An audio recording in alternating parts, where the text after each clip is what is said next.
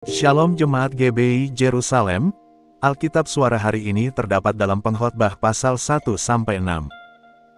Pengkhotbah pasal 1. Inilah perkataan pengkhotbah anak Daud, raja di Yerusalem.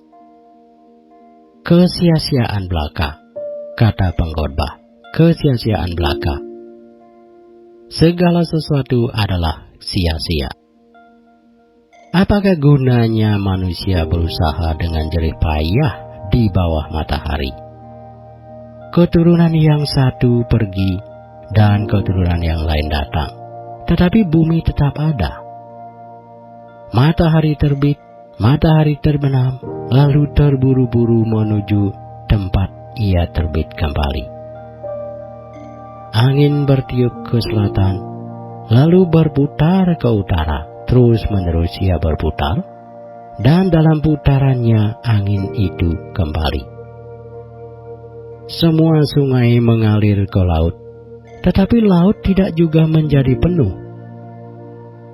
Kemana sungai mengalir, ke situ sungai mengalir selalu. Segala sesuatu menjemukan sehingga tak terkatakan oleh manusia. Mata tidak kenyang melihat, telinga tidak puas mendengar. Apa yang pernah ada akan ada lagi, dan apa yang pernah dibuat akan dibuat lagi. Tak ada sesuatu yang baru di bawah matahari. Adakah sesuatu yang dapat dikatakan, lihatlah ini baru?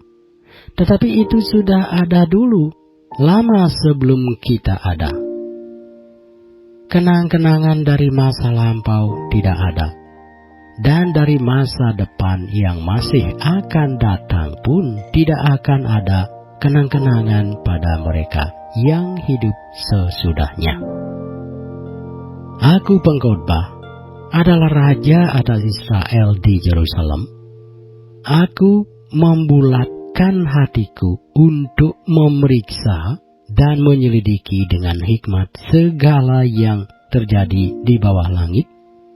Itu pekerjaan yang menyusahkan yang diberikan Allah kepada anak-anak manusia untuk melelahkan diri. Aku telah melihat segala perbuatan yang dilakukan orang di bawah matahari. Tetapi lihatlah, segala sesuatu adalah kesia-siaan dan usaha menjaring angin.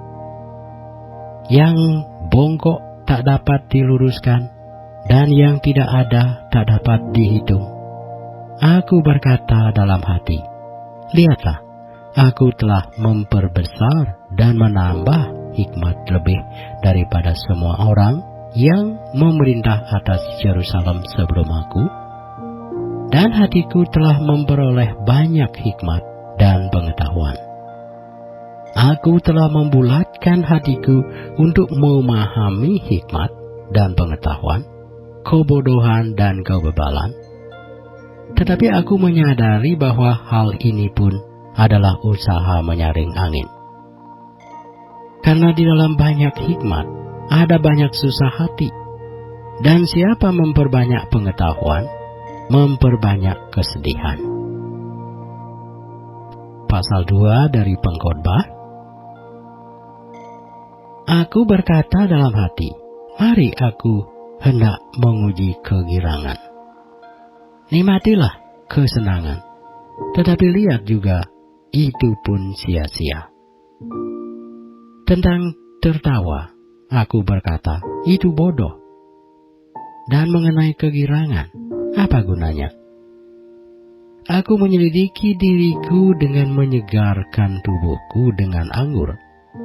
Sedang akal budiku tetap memimpin dengan hikmat, dan dengan memperoleh kebebalan, sampai aku mengetahui apa yang baik bagi anak-anak manusia, untuk dilakukan di bawah langit selama hidup mereka yang pendek itu. Aku melakukan pekerjaan-pekerjaan besar, mendirikan bagiku rumah-rumah, menanami bagiku kebun-kebun anggur. Aku mengusahakan bagiku kebun-kebun dan taman-taman, dan menanaminya dengan rupa-rupa pohon buah-buahan. Aku menggali bagiku kolam-kolam untuk mengairi dari situ tanaman pohon-pohon muda. Aku membeli budak-budak laki-laki dan perempuan, dan ada budak-budak yang lahir di rumahku. Aku mempunyai juga banyak sapi dan kambing domba melebihi siapapun yang pernah hidup di Yerusalem sebelum aku. Aku mengumpulkan bagiku juga perak dan emas, harta benda raja-raja dan daerah-daerah. Aku mencari bagiku biduan-biduan dan biduanita-biduanita, dan yang menyenangkan anak-anak manusia, yakni banyak gundik. Dengan demikian aku menjadi besar, bahkan lebih besar daripada siapapun yang pernah hidup di Yerusalem sebelum aku. Dalam pada itu, hikmatku tinggal tetap padaku. Aku tidak merintangi mataku dari apapun yang dikehendakinya, dan aku tidak menahan hatiku dari sukacita apapun, sebab hatiku bersukacita karena segala jerih payahku. Itulah buah segala jerih payahku. Ketika aku meneliti segala pekerjaan yang telah dilakukan tanganku, dan segala usaha yang telah kulakukan untuk itu dengan jerih payah, lihatlah, segala sesuatu adalah kesia-siaan dan usaha menyaring angin. Memang tak ada keuntungan di bawah matahari. Lalu aku berpaling untuk meninjau hikmat, kebodohan dan kebebalan. Sebab apa yang dapat dilakukan orang yang menggantikan raja? Hanya apa yang telah dilakukan orang. Dan aku melihat bahwa hikmat melebihi kebodohan, seperti terang melebihi kegelapan. Mata orang berhikmat ada di kepalanya, sedangkan orang yang bodoh berjalan dalam kegelapan. Tetapi aku tahu juga bahwa nasib yang sama menimpa mereka semua. Maka aku berkata dalam hati, nasib yang menimpa orang bodoh juga akan menimpa aku. Untuk apa aku ini dulu begitu berhikmat? Lalu aku berkata dalam hati, bahwa ini pun sia-sia, karena tidak ada kenang-kenangan yang kekal, baik dari orang yang berhikmat maupun dari orang yang bodoh. Sebab pada hari-hari yang akan datang, kesemuanya sudah lama dilupakan. Dan orang yang berhikmat mati juga seperti orang yang bodoh. Oleh sebab itu aku membenci hidup, karena aku menganggap menyusahkan apa yang dilakukan di bawah matahari, sebab segala sesuatu adalah kesia-siaan dan usaha menyaring angin. Aku membenci segala usaha yang kulakukan dengan jerih payah di bawah matahari, sebab aku harus meninggalkannya kepada orang yang datang sesudah aku. Dan siapakah yang mengetahui apakah orang itu berhikmat atau bodoh? Meskipun demikian, ia akan berkuasa atas segala usaha yang kulakukan di bawah matahari dengan jerih payah dan dengan mempergunakan hikmat. Ini pun sia-sia. Dengan demikian, aku mulai putus asa terhadap segala usaha yang kulakukan dengan jerih payah di bawah matahari. Sebab kalau ada orang berlelah-lelah dengan hikmat, pengetahuan dan kecakapan, maka ia harus meninggalkan bagiannya kepada orang yang tidak berlelah-lelah untuk itu. Ini pun kesia-siaan dan kemalangan yang besar. Apakah faedahnya yang diperoleh manusia dari segala usaha yang dilakukannya dengan jerih payah di bawah matahari dan dari keinginan hatinya? Seluruh hidupnya penuh kesedihan. dan pekerjaannya penuh kesusahan hati, bahkan pada malam hari hatinya tidak tentram. Ini pun sia-sia. Tak ada yang lebih baik bagi manusia daripada makan dan minum, dan bersenang-senang dalam jerih payahnya. Aku menyadari bahwa ini pun dari tangan Allah. Karena siapa dapat makan dan merasakan kenikmatan di luar Dia? Karena kepada orang yang dikenannya, Ia mengaruniakan hikmat, pengetahuan, dan kesukaan. Tetapi orang berdosa ditugaskannya untuk menghimpun dan menimbun sesuatu yang kemudian harus diberikannya kepada orang yang dikenal Allah. Ini pun kesia-siaan dan usaha menyaring angin. Pasal 3 dari buku Pengkhotbah. Untuk segala sesuatu ada masanya. Untuk apapun di bawah langit ada waktunya.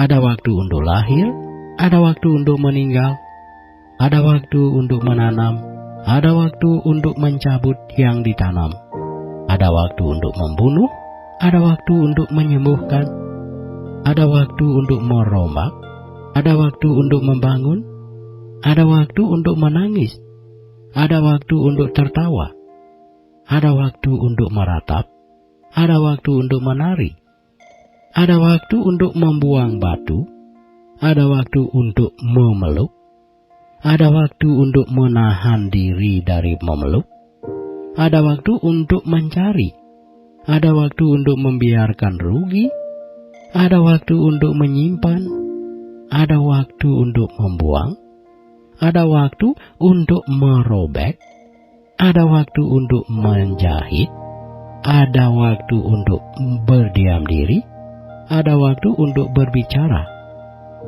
ada waktu untuk mengasihi, ada waktu untuk membenci, ada waktu untuk perang, ada waktu untuk damai.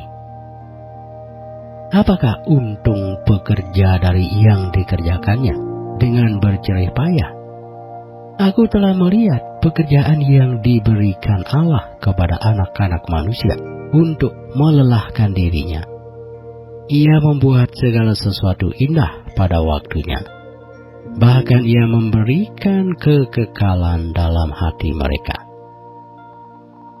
Tetapi manusia tidak dapat menyelami pekerjaan yang dilakukan Allah dari awal sampai akhir. Aku tahu bahwa untuk mereka tak ada yang lebih baik daripada bersuka-suka dan menikmati kesenangan dalam hidup mereka. Dan bahwa setiap orang dapat makan, minum, dan menikmati kesenangan dalam segala jerih payahnya, itu juga adalah pemberian Allah. Aku tahu bahwa segala sesuatu yang dilakukan Allah akan tetap ada untuk selama-lamanya. Itu tak dapat ditambah dan tak dapat dikurangi. Allah berbuat demikian supaya manusia takut akan Dia. Yang sekarang ada, dulu sudah ada. Dan yang akan ada, sudah lama ada. Dan Allah mencari yang sudah lalu. Ada lagi yang kulihat di bawah matahari. Di tempat pengadilan, di situ pun terdapat ketidakadilan. Dan di tempat keadilan, di situ pun terdapat ketidakadilan. Berkatalah aku dalam hati, Allah akan mengadili baik orang yang benar maupun yang tidak adil, karena untuk segala hal dan segala pekerjaan ada waktunya.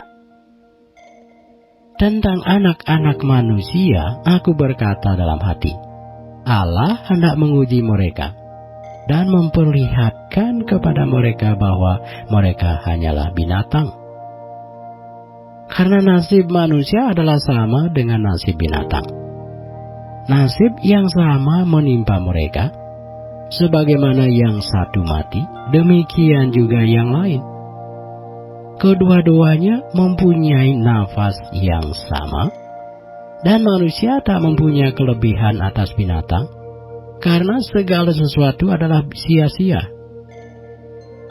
Kedua-duanya menuju satu tempat. Kedua-duanya terjadi dari debu, dan kedua-duanya kembali kepada debu.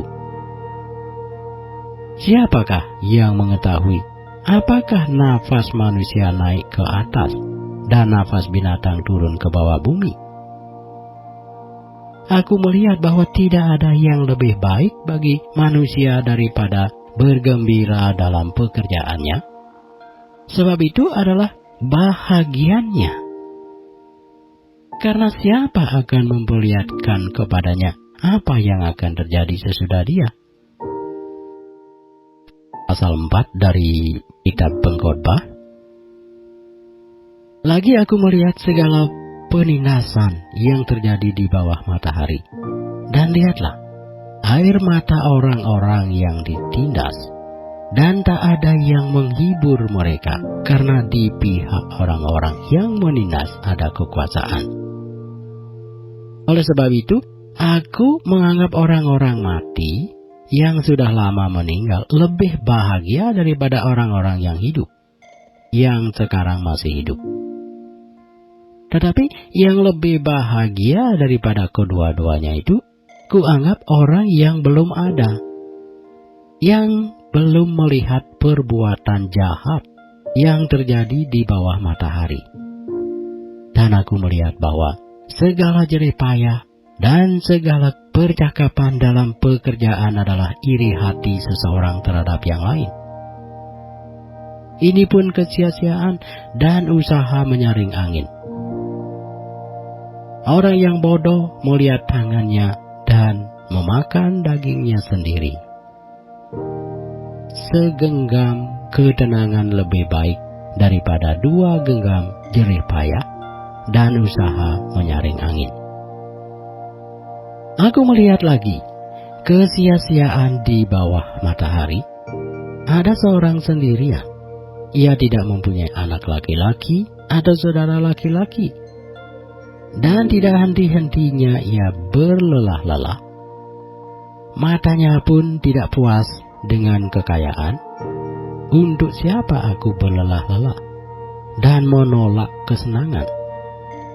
Ini pun kesia-siaan dan hal yang menyusahkan.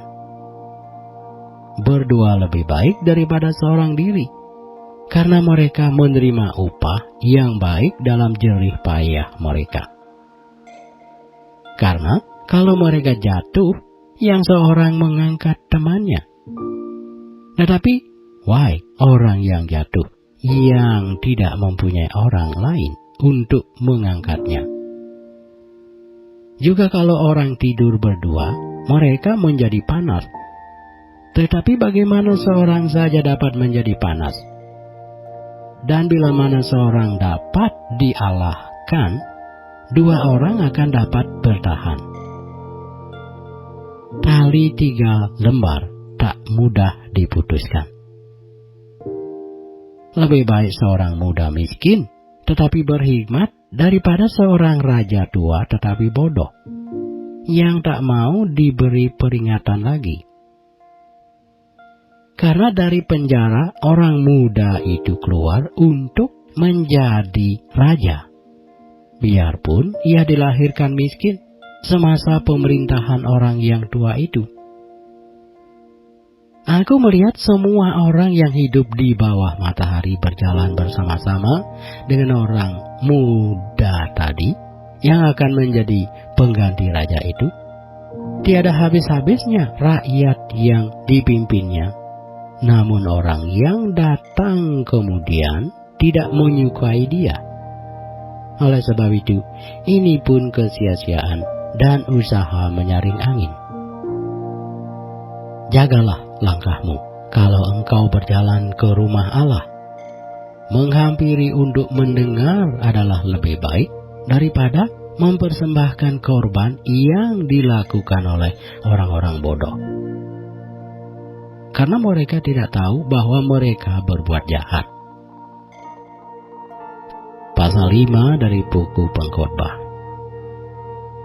Janganlah terburu-buru dengan mulutmu, Dan janganlah hatimu lekas-lekas mengeluarkan perkataan di hadapan Allah, karena Allah ada di surga dan engkau di bumi. Oleh sebab itu, biarlah perkataanmu sedikit. Karena sebagaimana mimpi disebabkan oleh banyak kesibukan, demikian pula percakapan bodoh disebabkan oleh banyak perkataan. Kalau engkau bernasar kepada Allah, janganlah menunda-nunda menepatinya, karena Ia tidak senang kepada orang yang bodoh. Tepatilah nasarmu. Lebih baik engkau tidak bernasar daripada bernasar, tetapi tidak menepatinya. Janganlah mulutmu membawa engkau ke dalam dosa.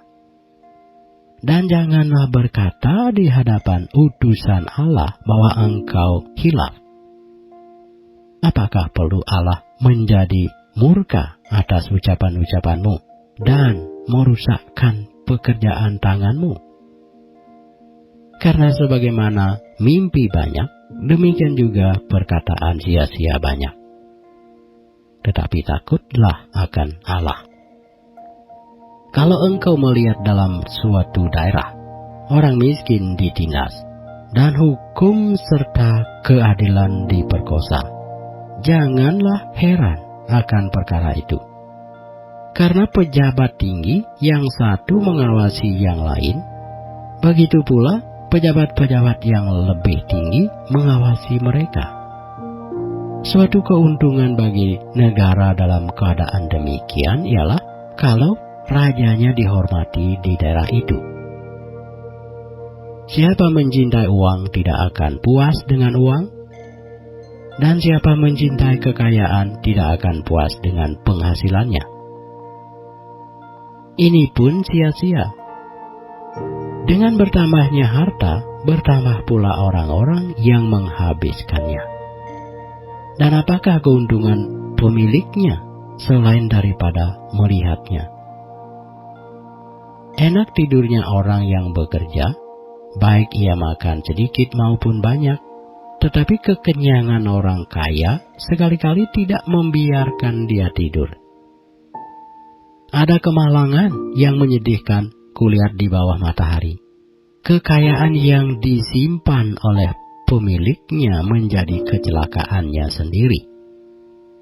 Dan kekayaan itu binasa oleh kemalangan sehingga tak ada sesuatu pun padanya untuk anaknya. Sebagaimana ia keluar dari kandungan ibunya, demikian juga ia akan pergi telanjang seperti ketika ia datang. Dan tak diperolehnya dari jerih payahnya sesuatu pun yang dapat dibawa dalam tangannya. Ini pun kemalangan yang menyedihkan. Sebagaimana ia datang, demikian pun ia akan pergi. Dan apakah keuntungan orang tadi yang telah berlelah-lelah menyaring angin? Malah sepanjang umurnya ia berada dalam kegelapan dan kesedihan, mengalami banyak kesusahan, penderitaan dan kekesalan. Lihatlah, yang kuanggap baik dan tepat ialah kalau orang makan minum dan bersenang-senang dalam segala usaha yang dilakukan dengan jerih payah di bawah matahari selama hidup yang pendek, yang dikaruniakan Allah kepadanya. Sebab itulah bahagianya.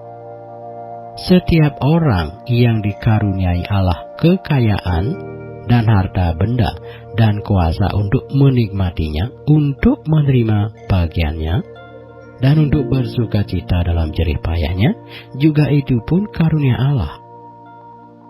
Tidak sering ia mengingat umurnya, karena Allah membiarkan dia sibuk dengan kesenangan hatinya.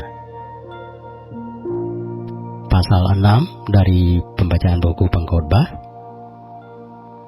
Ada suatu kemalangan yang telah kulihat di bawah matahari yang sangat menekan manusia.